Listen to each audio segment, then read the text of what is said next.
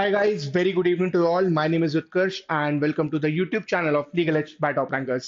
आज का टॉपिक है अराउंड एलिट. ऑलमोस्ट 40 डेज बचे हैं. राइट, पहले तुम्हारा क्लैट हो जाएगा, उसके बाद एलिट होगा, but again a very important examination and the next 15-20 days are going to be more important than उसके बाद के, बिकॉज इट इज एक्सपेक्टेड कि the last 2 odd weeks before CLAT examination आप क्लैट पे ही ज्यादा फोकस करोगे rather than focusing on AILET. Right, तो आखिरी के 2 हफ्ते that would be somewhere around 23rd से 24th नवंबर से लेकर क्लैट एग्जामिनेशन तक हमें ज्यादातर फोकस अपना क्लैट एग्जामिनेशन पे ही करना है, एलिट पे उतना नहीं देना है. इसीलिए इट बिकम्स इंपॉर्टेंट कि हम उससे पहले ज्यादा से ज्यादा कवर कर ले, मॉक करें, एनालिसिस करें. तो क्या करना है इन द नेक्स्ट 40 डेज, राइट, उसमें 2 वीक का गैप लेकिन रहेगा.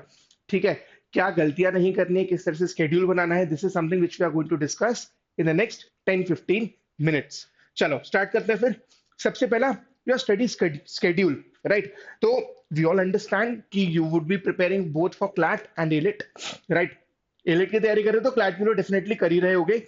And I can even understand a lot of kids जहाँ पे प्रेफर कर रहे एलिट को देन क्लैट, बट प्लीज ध्यान रखना AILET has very very limited seats as compare to CLAT, जिसमें कई गुना सीट ज्यादा है. तो इट ऑल्सो बिकम्स इंपॉर्टेंट कि if not A I land up in B NLU. Right, NLU Delhi में क्या होगा, अगर हुआ तो हो जाएगा, वेल एंड गुड, नहीं हुआ तो नहीं ही होगा. राइट, कोई और ऑप्शन नहीं है. इट्स नॉट लाइक क्लैट के एनालिस्ट नहीं हो तो नालसार हो जाएगा, नालसार नहीं हो तो एनईजेएस हो जाएगा. तो प्लीज हमें दोनों को बैलेंस आउट करके चलना है. एक ही तरफ मत जाना कि मैं पूरे टाइम सिर्फ एलिट की ही तैयारी कर रहा हूँ. ठीक है, इट बिकम्स इंपॉर्टेंट कि वहां पे आप क्लैट एलिट दोनों को मिक्स करो. एंड हमें ये भी समझना जरूरी है कि मोर और लेस 70-80% सेम है. राइट, बस क्वेश्चन पूछने का तरीका अलग हो सकता है. अगर मेरा लॉजिकल सही है, अगर मेरा लीगल सही है, इंग्लिश में मेरी रीडिंग सही जा रही है, तो मोर और less majority of paper similar है. ठीक है, कुछ चीजें नहीं होंगी, कुछ चीजें नहीं है. इसका मतलब क्या, स्टैटिक जीके समथिंग जो इस पे हमने बहुत ज्यादा फोकस नहीं किया होगा, बट मतलब क्लैट के लिए, बट पिछले 1-2 साल में ये समझ में आ गया है कि स्टैटिक जीके वापस से प्रोमिनेंस में आने लगा है एलिट एग्जामिनेशन में. एंड स्टैटिक जीके आता है तो उसकी पढ़ाई करना जरूरी है. तो जब भी स्केड्यूल, जो भी जैसे भी स्केड्यूल बनाओ, प्लीज उसमें स्टैटिक जीके के टाइम जरूर रखना.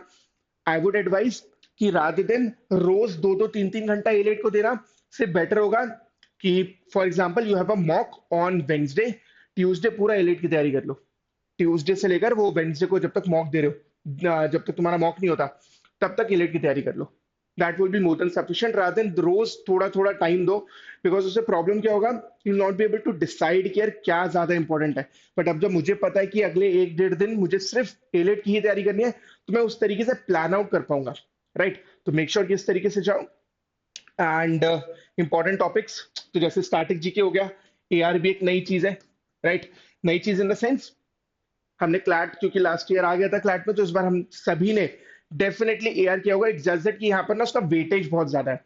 लास्ट ईयर क्लैट में सिर्फ एक दिया, एक पजल आया था, तो हमने उसी तरीके से दिया. जो मॉक में भी आपने देखा होगा कि would be getting just one AR का पजल, मैक्स 2.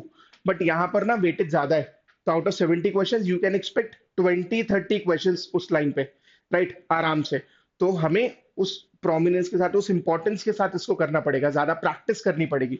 राइट, तो अपना स्केड्यूल इसके अकॉर्डिंग ही बनाना बहुत इंपॉर्टेंट होता है इन एलिट एग्जामिनेशन, कि आप पीवाईपी सॉल्व करो. ठीक है, क्लैट से भी ज्यादा इंपॉर्टेंट होता है एलिट में, बिकॉज उनसे बहुत सारी चीज समझ में आती है. इवन ये भी समझ में आता है कि कुछ समझ में नहीं आया, इन द सेंस कि हर साल कुछ ना कुछ नया गूगली आया है इन एलिट एग्जामिनेशन. राइट, तो स्टार्टिंग फ्रॉम एलिट 22 या even when I took elite in back in 2013-2014. Right, तो हमेशा कुछ ना कुछ एलिट ने नया किया है, कुछ ना कुछ गूगली आया है. 2023 is a very good example, जहां पर वो इंग्लिश और लॉजिकल के पैसेजेस ही मर्ज कर दिए थे. राइट, तो एक पैसेज उसी से इंग्लिश का क्वेश्चंस बन गए, उसी से लॉजिकल के बन गए, एआर भी उसी में आ गया था. राइट, तो कुछ ना कुछ नया आने वाला है. Just go through the previous 3 year papers. Right, 3 साल के पेपर भी देख लोगे तो आइडिया लग जाएगा. राइट, एंड जहां पर भी आप एनरोल होगे, आई एम वेरी श्योर कि वहां पर भी उस टाइप के क्वेश्चंस आपने देखे होंगे. इट्स जस्ट दैट कि जब मैं पीवाईक्यू देखता हूँ तो थोड़ा कॉन्फिडेंस ज्यादा आता है कि मैं जो प्रैक्टिस कर रहा हूँ, जो मुझे मॉक टेस्ट में आ रहा है, तो वो कॉन्फिडेंस बिल्ड करेगा. राइट, एंड उसी के अराउंड आप क्वेश्चंस भी प्रैक्टिस कर सकते हो. डिपेंडिंग अपॉन कि मैं कितना अच्छा या कितना बुरा कर रहा हूँ उस पर्टिकुलर टॉपिक में। Next is weekly mock analysis. तो आई वुड सजेस्ट कि for the next 3 weeks at least एक मॉक दो, राइट। एंड होपफुली इतने ही दे भी रहे होगे। बहुत ज्यादा मॉक्स मत देना। इट शुड बी लाइक कि मैं हफ्ते में 2-3 एलेट के मॉक दे रहा हूँ एंड 2-3 क्लैट के भी मॉक्स दे रहा हूँ, बिकॉज ये अभी वो टाइम है आखिरी के 30-40 डेज जहाँ पे lot of aspirants do this कि वो डेली एक मॉक कर रहे होते हैं। प्लीज उस भीड़ में मत जाना, बिल्कुल जरूरी नहीं है। एक मॉक करो, अच्छे से उसका एनालिसिस करो, टॉपिक्स निकालो और उनको पढ़ो। मोर और लेस वो क्लैट से ही सिमिलर है, सिर्फ 10-20% एक्स्ट्रा होने वाला है, that's it. Except for static GK जहाँ पे आपको अलग से पढ़ना पड़ेगा, राइट। बाकी इंग्लिश सीआर तुम्हारा पंगा सेम ही चल रहा होगा, बस लॉजिकल में हो सकता है वो अभी वहां क्लैट में पैसेज फॉर्म में था, यहाँ पर वो पैरा बेस्ड है, राइट, स्टेटमेंट बेस्ड है। तो इसका ध्यान रखना। तो वीकली मॉक देना और उसका एनालिसिस बहुत जरूरी है।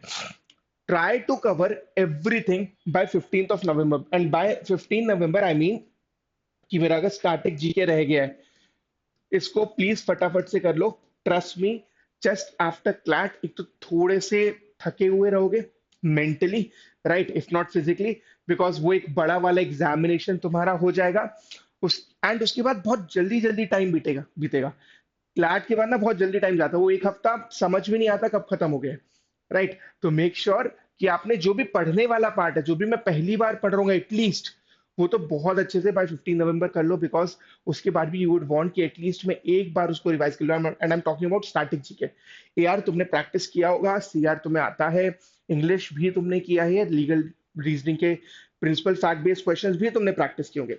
बट स्टैटिक जीके समथिंग जो एक बार पढ़ लिया will not make any sense जब तक वो 2 बार 3 बार ना हो, राइट। तो आखिरी के एक हफ्ते में तुम एक बार मैक्स 2 बार पढ़ लोगे एट मैक्स, बट कोशिश करिए उससे पहले एक बार अच्छा रिवीजन भी हो जाए ताकि वो दिमाग में रहे। ऐसा नहीं हो कि जब मैं वो लास्ट वीक पे आऊं तो मुझे फिर से एक बार नए तरीके से ही पढ़ना पड़ रहा है, मुझे ऐसा लग रहा है कि एकदम नया ही पढ़ रहा हूँ, वो ना हो।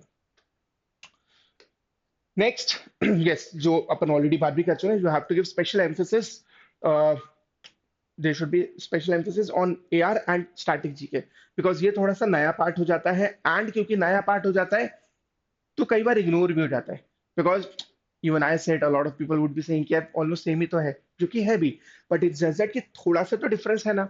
और वो थोड़ा सा difference is the differentiator every year. तो जब हम स्टैटिक जीके की बात करते हैं, हो सकता है 10 12 13 नंबर का है, बट वो जो 10 12 क्वेश्चन होंगे वो डिफरेंशिएट कर देंगे, बिकॉज अल्टीमेटली लास्ट ईयर का भी अगर कट ऑफ देखोगे, मार्क्स रैंक्स पता चली होंगी, वो 5 नंबर का ही गेम था। तो अगर मैं 5 नंबर वो नहीं मिले तो मैं बाहर हो जाऊंगा रेस से। एंड एलिट में बहुत जल्दी बाहर होता है। इट्स नॉट लाइक लैट कि लेट से ए आई वन की 106 107 नंबर आ रहे हैं, 105 नंबर आ रहे हैं, और जिसको लास्ट एनुअल मिला उसको 85 तक जा रहे हैं, 83 तक जा रहे हैं। इतना बड़ा वेरिएशन नहीं रहेगा, राइट। हो सकता है 5 नंबर में फर्स्ट रैंक एंड जो लास्ट जिसको एनुअल दिल्ली मिला उतने का गैप हो। तो यहाँ पर बहुत कम रूम होता है, जिसको बोलते हैं ना मार्जिन ऑफ एरर बहुत कम होता है। तो इसका ध्यान रखना। And A R and static GK क्योंकि नए हैं, डिफरेंशिएटर है, डिसाइडर है, इनको एक्स्ट्रा टाइम देना, राइट। एंड जितना हो सके नए टॉपिक्स बार बार रिवीजन अभी करो, एंड के लिए मत छोड़ना इनको, वरना एंड में सिर्फ पैनिक करोगे और कुछ नहीं होगा। जब भी प्रैक्टिस करो टाइम बाउंड प्रैक्टिस करो। अच्छा, एक चीज अच्छी आ गई है कि when we used to take AILET it was just of 90 minutes, but पिछले 2 साल में ये चीज अच्छा हो गया कि टाइम बढ़ गया है, जिसकी वजह से कट ऑफ भी बढ़ गया है, right, one of the reason.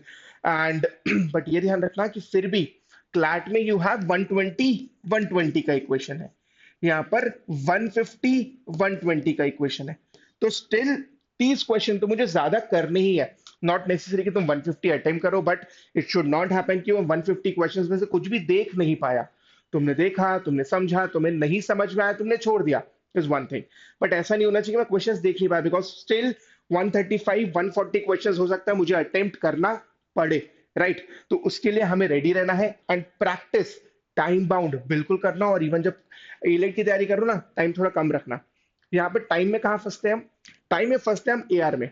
तो एआर का वो पजल हो सकता है जो है सिक्स है सिर्फ 6 7 क्वेश्चंस का, बट वो ले ले 15 मिनट। तो प्लीज उसको थोड़ा दिमाग में रखना कि यार पक्का ऐसा होगा एंड होना ही है। तो बाकी क्वेश्चंस जो है जो स्टेटमेंट बेस्ड है, जल्दी हो सकते हैं, उनको मैं थोड़ा जल्दी करूँ, राइट। हो सकता है वो लीगल के अगर 10 12 क्वेश्चंस आए, हार्डली टेक 7 8 मिनट्स, ऐसा भी हो सकता है। तो प्रैक्टिस उसी तरीके से करना। वेटेज कम है, हो सकता है अलग अलग टाइप के क्वेश्चंस हो, बहुत ज्यादा वेटेज नहीं उनका, बट उनकी उन पे जो स्पीड हम लाएंगे उससे हम बाकी चीजों के लिए टाइम दे सकते हैं। For example legal, for example statement based questions, for example अगर वन लाइनर क्वेश्चंस है एआर के, तो वो भी कई बार जल्दी हो जाते हैं, वहां पे टाइम बचेगा। तो यहाँ का टाइम बचाकर वो एआर के पजल में जहां पर हम फंस सकते हैं वहां पे टाइम देना पड़ेगा। इंग्लिश में हो सकता है कि कोई पर्टिकुलर आरसीआई जो थोड़ा अजीब सा हो, ऐसा जॉनरा जो हमने कभी पढ़ा नहीं है, थोड़ा अनकंफर्टेबल हो, might take some extra time, right. And English में ऐसा रहा भी है कि ये देर आर 5 6 12 7 क्वेश्चंस, या 10 11 क्वेश्चंस आ जाए, ऐसा भी हुआ है, right. So that will B it from my side. Make sure कि लगे रहो, पढ़ते रहो, थोड़ा सा डिफरेंस है, क्लियर हो जाएगा, राइट। एंड वो लास्ट पुश बहुत जरूरी है in these 30 40 days, B it flat और इवन इलेट, राइट। बहुत अच्छा कर रहे हो, लगे रहो, हो जाएगा। Thank you so much.